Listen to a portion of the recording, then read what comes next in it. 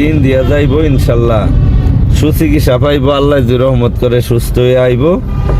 ওই যে দিলাম তার রেলও তুললা, ভাই বোনেরা তোমরা কিন্তু আমার যাইও না বললা, আমি কিন্তু আনন্দ দিই তোমরা মন্ডারে খুললা। হ্যাঁ, তো এই যে আসি ওখানে আমরা টঙ্গি, তোমরাই তো আমার বিনোদনের সঙ্গী। হ্যাঁ, কারণ এখানে এই যে দেখো মনোরম পরিবেশ, কত সুন্দর হাওয়া, এই তোমার দেখাবার লেগে আমার ভাই এখানে ভিডিও করার হাওয়া। তো এমন জায়গা কিন্তু সব জায়গায় যায় না পাওয়া। এই যে রাস্তা ফাঁকা, এইটার নামই ঢাকা, সকালবেলা কিন্তু ফাঁকা।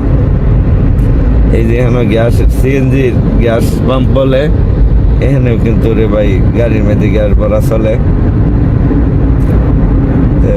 আলহামদুলিল্লাহ।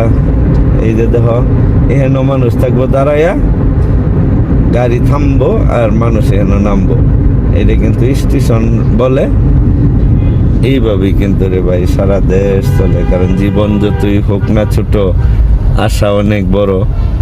ওই আশাতে তোমরা রে ভাই নতুন কিছু করো, কারণ তোমাদের দ্বারাই কারো রিজিক যাতে না হয় নষ্ট, কোনো ফ্যামিলি যাতে না পায় কষ্ট।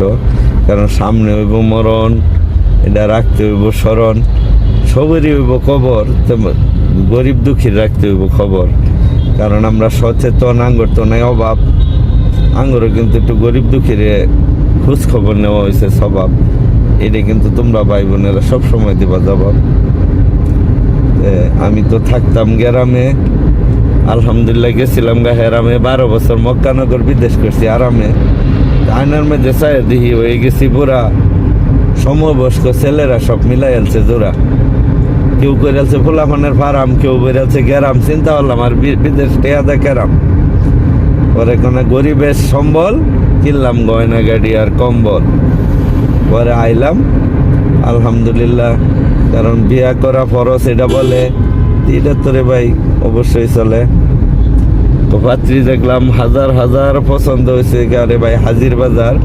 অন্য আবার জিঞ্জিরার মাজার, আমার শ্বশুর সেরুখান নাতি, তার যারে বানাইছি আমি সাথী, বড় জ্বালায় বাতি। আমি যেহেতু তোমাদের সাথে চলি, আমি তো অনেক বিষয়ে বলি।